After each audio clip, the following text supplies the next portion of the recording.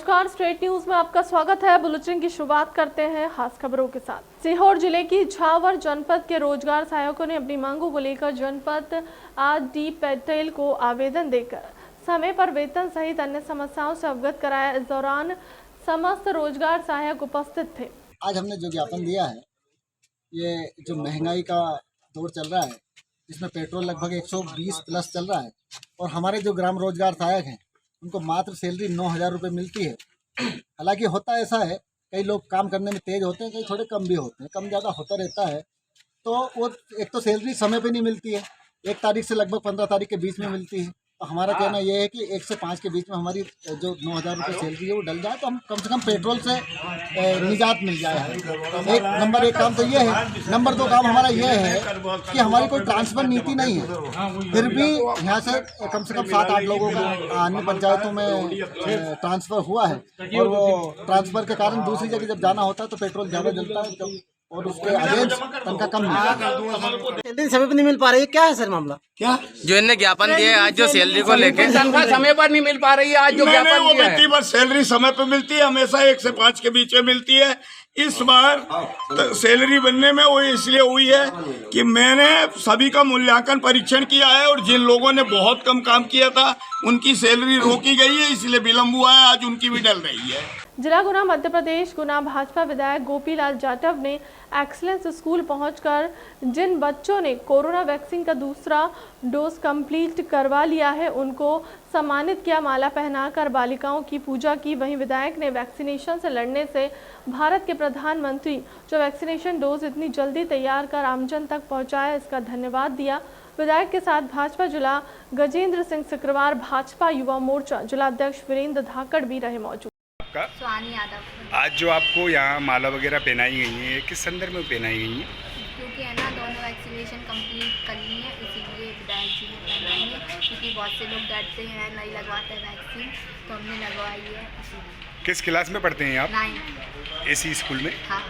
तो लगभग आप सब, आपके जो स्कूल में आपके साथ जो स्टूडेंट है सभी के लग गई है वैक्सीनेशन? हाँ, सेकेंड डोज सबका कम्प्लीट हो गया है। तो गुना विधायक जी ने आज आपको आके स्वागत किया है। हाँ। आपको कैसा लग रहा है? मुझे बहुत अच्छा लग रहा है। आपको कैसा लग रहा है? आपको अच्छा लग रहा है ये वैक्सीन लगवाने के बाद में? आप आगे कोरोना चौथी लहर के रूप में आने की संभावना है, आप इसको देखते हुए बच्चे लोग क्या करेंगे आने वाले भविष्य में इससे सतर्कता के लिए? मास्क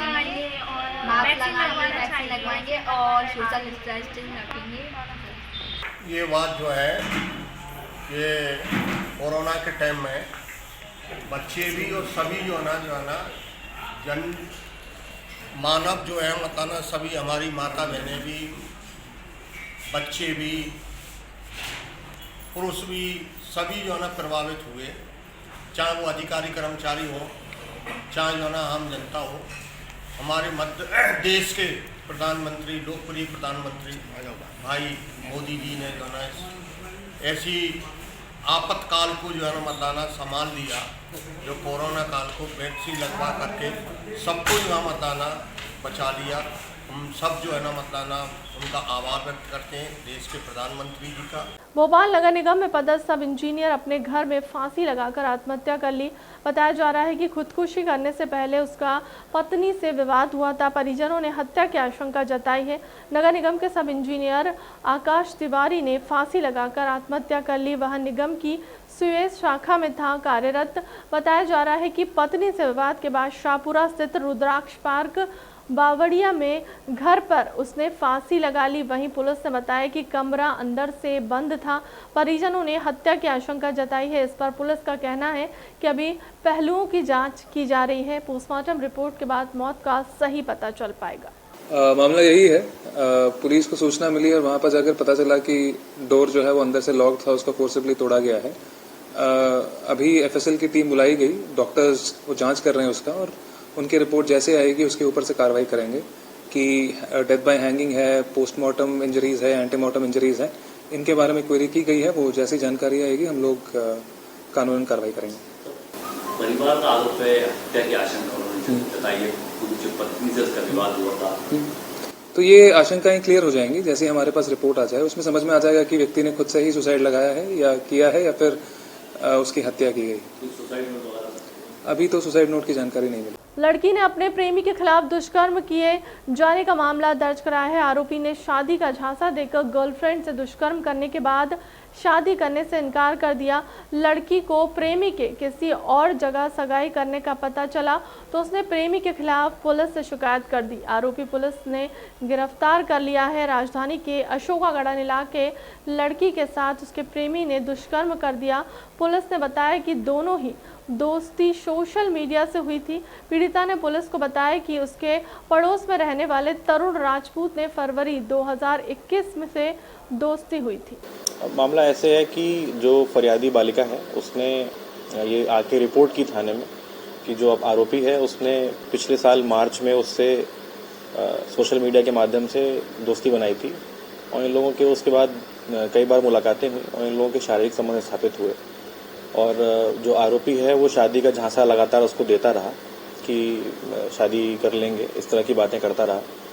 फिर अभी कुछ दिन पहले लड़की को पता लगा कि उसने कहीं दूसरी जगह सगाई कर ली है। तो इस संबंध में उसने अपने घर में परिवारजनों को ये बात बताई तो परिवार के लोगों ने आके थाने में रिपोर्ट की लड़की के साथ, तो हमने इसमें 376 का मामला कायम किया। भोपाल क्राइम ब्रांच को बड़ी सफलता हाथ लगी। मिसरोद में 11 मील रोड पर अवैध हथियारों की तस्करी करने वाले 2 बदमाशों को पुलिस ने गिरफ्तार कर 6 पिस्टल बरामद कर ली है। भोपाल क्राइम ब्रांच की टीम को मुखबिर से सूचना मिली थी कि 11 मील पर 2 व्यक्ति पिस्टल बेचने की फिराक में खड़े हैं। क्राइम ब्रांच की टीम ने आरोपियों को घेराबंदी कर दबोच लिया। Additional DSP crime Shailendra Singh Chauhan ने बताया कि आरोपी झांसी से अवैध पिस्टल लाकर 20 से 25 हजार रुपए में बेचते थे। ये झांसी से अपना लाना बता रहे हैं, करीब 20,000 रुपये का खरीदते हैं और 32 से 40 हज़ार के बीच में लोग उसको सप्लाई करते हैं। एक आम में करीब लोग 12 से 20 हज़ार के लगभग फ़ायदा लोग कमा लेते हैं, इसलिए ये लोग यहाँ पर लाकर इनको बेच रहे थे। बिल्कुल हम लोग ये जो है पिछले जो पकड़े गए थे लोग, उन्हीं से हम लोगों ने पूछताछ और जो जानकारी निकालने पर इन लोगों को पकड़ा है और इनसे भी बारीकी से हम लोग पूछताछ कर रहे हैं।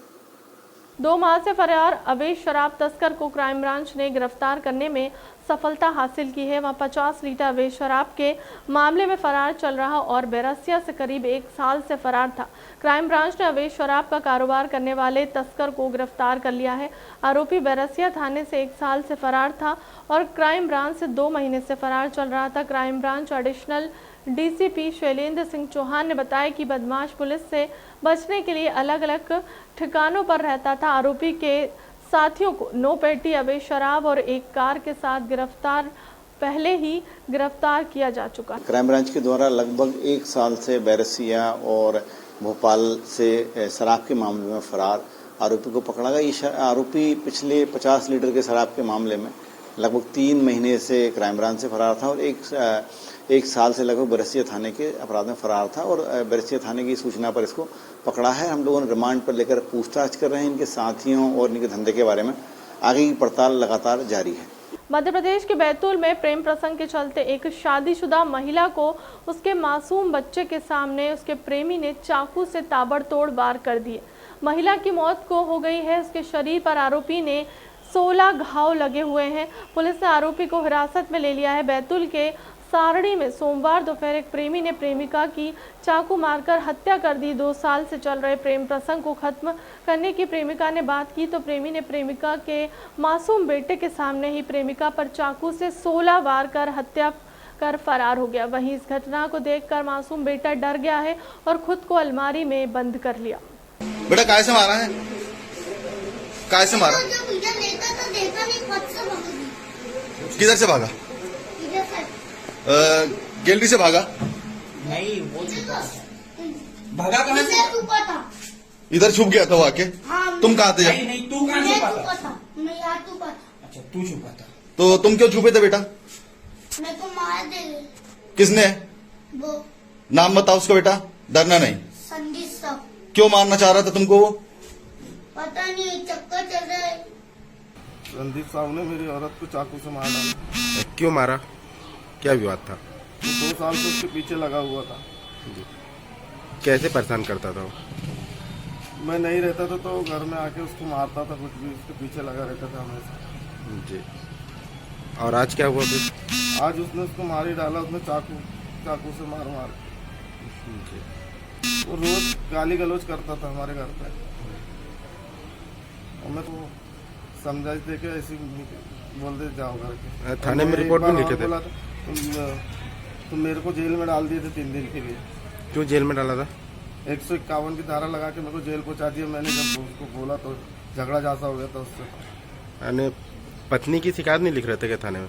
पत्नी की शिकायत भी नहीं लिखे, और वो खुलेआम बोल रहा था। उस समय भी, उसके पहले भी उसने हमला किया था उसके सर पे, तो उस समय खुलेआम थाने में बोला था मैंने मारा करके, लेकिन कोई ने भी कुछ नहीं बोला। ये जो आसिफ अली है, इसकी पत्नी जो रूबीना है, रूबीना से एक अपना संदीप साहू नाम का लड़का है, ये कहीं प्रेम वगैरह करता था।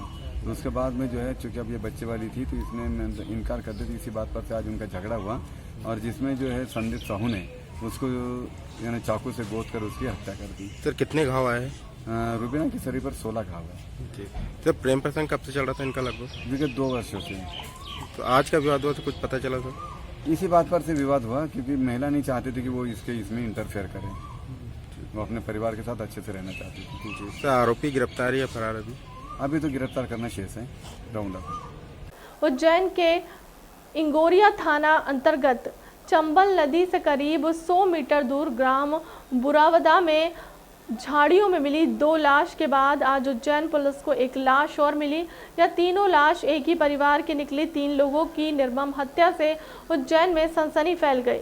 इंगोरिया थाना अंतर्गत कल झाड़ियों में मिली लाश पिपली नाका क्षेत्र की कॉलोनी हरिनगर निवासी 50 वर्षीय राजेश नगर और उनके लड़के 20 वर्षीय पार्थ की निकली। लाश के पास मिले मोबाइल के नंबरों के आधार पर आज सुबह पुलिस का दल घर पहुंचा तो घर की पलंग पेटी में से 80 वर्षीय बुजुर्ग महिला सरोज नागर की लाश भी हाथ पैर बंधी हुई मिली। मृतक महिला राजेश नागर की मां है।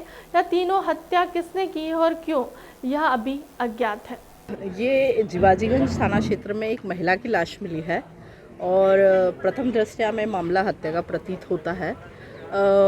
ये मृतिका की जो शव है वो बाहर से ताले लगाए गए हैं, 3 ताले लगाए गए हैं, और जो पलंग पेटी है उसमें अंदर सबसे नीचे लाश है, ऊपर से कुछ कपड़ों की थैलियां हैं और फिर गद्दा डाला हुआ था और फिर पलंग पेटी प्रॉपर्ली बंद थी। उसके बाहर एक रक्त पुल जैसा दिखाई दे रहा है। संभवतः यही महिला को मार के इस पलंग पेटी में बंद करके बाहर से ताले लगाए होना लगता है। किस तरीके से माना सामने आ रहा है? क्या वारदात? ये इसमें 2 शव और मिले हैं हमको कल रात को इंगोरिया में, बुरावदा गांव है वहाँ पे। तो उन दोनों के पास से एक मोबाइल मिला था जिससे पता चला कि ये जो दोनों निवासी है संभवतः वो इस जिवाजीगंज क्षेत्र के निवासी है। तो उस वजह से हम ये ताला देखने आए थे कि क्या था पुलिस हमारी। तो वो जब देखा तो वो 2 शव और ये थोड़ा सा कनेक्टेड मामला लग रहा है और तीनों हत्या के प्रकरण हैं। तो पुलिस जांच की जा रही है, जल्द ही हम इस अंतिम निर्णय पर पहुंचेंगे। धन्यवाद। सांसद महेंद्र सिंह सोलंकी का जन्मदिन जय जय सियाराम के नारों के साथ मनाया गया। देवास सांसद महेंद्र सिंह सोलंकी चाहने वालों ने साफा व पुष्पमाला मिठाई खिलाकर भारत माता की जयकारों के साथ जन्मदिन मनाया। सांसद के जन्मदिन के अवसर पर भारतीय जनता पार्टी के कार्यकर्ता और नेता सांसद कार्यालय पहुंचे व सांसद का जन्मदिन धूमधाम से मनाया और कोई सांसद के लिए तलवार तोहफे में लाया तो कोई अपने लोकप्रिय सांसद को साफा और भगवा कलर का दुपट्टा भी तोहफे में दिया।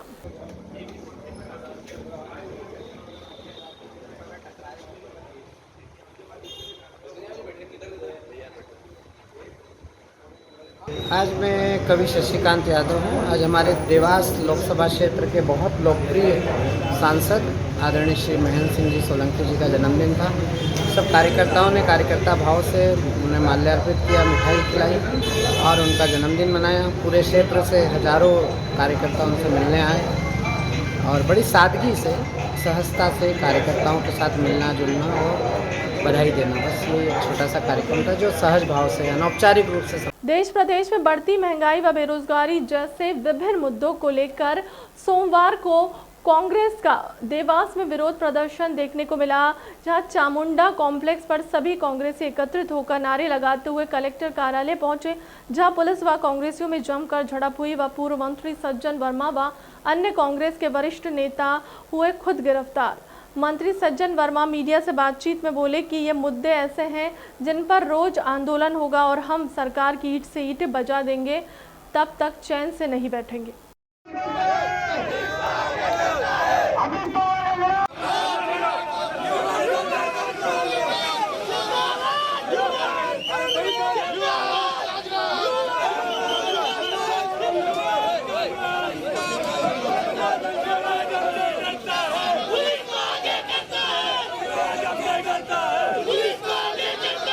गुना पुलिस अधीक्षक राजीव कुमार ने 2 अप्रैल नवरात्र में ड्यूटी कर रहे तेजस्वी दल की टीम को सम्मानित किया।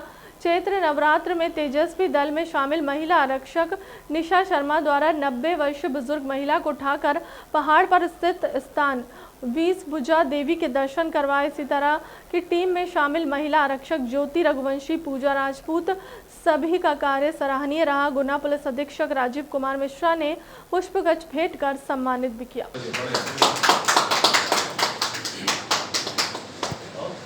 मंदसौर जिले के तहसील भानपुरा में बीती रात एक युवक की चाकू मारकर हत्या कर दी गई। हत्या का कारण आपसी रंजिश बताया जा रहा है। इस घटना को लेकर बैरागी समाज द्वारा पुलिस थाने पर हत्यारों को जल्द पकड़ने को लेकर विरोध प्रदर्शन कर थाना प्रभारी को ज्ञापन दिया गया है। थाना प्रभारी भानपुरा अविनीश श्रीवास्तव से मिली जानकारी के अनुसार कल रात्रि में रात के लगभग 11:30 बजे भानपुरा के शीतला माता मंदिर के पास हिमांशु पिता तुलसीदास बैरागी पर कुछ लड़कों द्वारा चाकू से हमला कर दिया गया, जिसमें हिमांशु बैरागी की झालावाड़ में इलाज के दौरान मृत्यु हो गई। पुलिस द्वारा हत्या का मामला दर्ज कर जांच की जा रही है। मामला क्या है, वो बच्चा, उसकी किसी से दुश्मनी तो हो नहीं सकती। अब यही है कि ये जो असामाजिक तत्व और ये इन पर अंकुश लगा के और जल्दी से जल्दी उनके हत्यारों को पकड़ना चाहिए। लोगों में भारी आक्रोश है। इस प्रकार से खुलेआम दादागिरी होती है, खुलेआम हम बच्चे को चाकू मार दिया जाता है, तो कहीं ना कहीं ये डर का भी रहता है।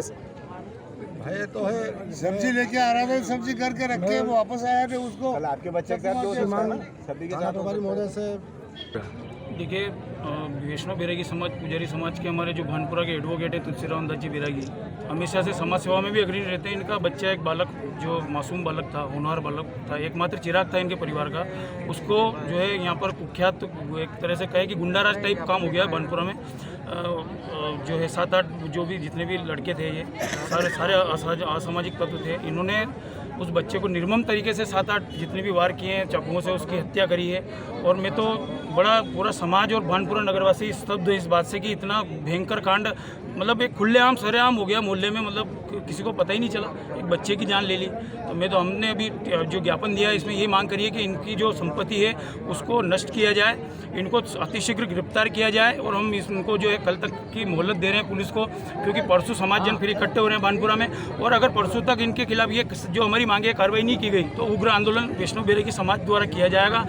ये शीतला माता मंदिर के पास की घटना कल रात को पता चली है, और रात के लगभग 11:30 पौने 12 बजे के लगभग जो है वो हिमांशु पिता तुलसीदास बैरागी निवासी शीतला माता मंदिर के बजरंगबली मंदिर के पास है, उसको विनय जादौन नाम के व्यक्ति ने जो है वो चाकू मारे थे। उसको पहले इलाज के लिए लाया गया, बाद में झालावाड़ ले जाया गया। इलाज के दौरान जो है उसकी मृत्यु की सूचना मिली, लगभग 3-3:30 बजे के लगभग जो है ये सूचना प्राप्त हुई है। उस पर से झालावाड़ में टीम भेजी जा कर के वहाँ पे देहाती नालची ली गई है। सारी कार्रवाई झालावाड़ से चल रही है।